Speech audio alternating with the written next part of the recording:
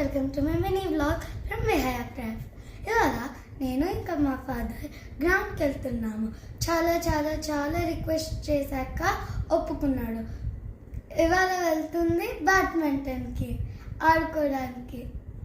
So వెళ్ళిపోదామా గ్రౌండ్కి? పదా. సో గ్రౌండ్కి వెళ్తున్నాం గాయ్.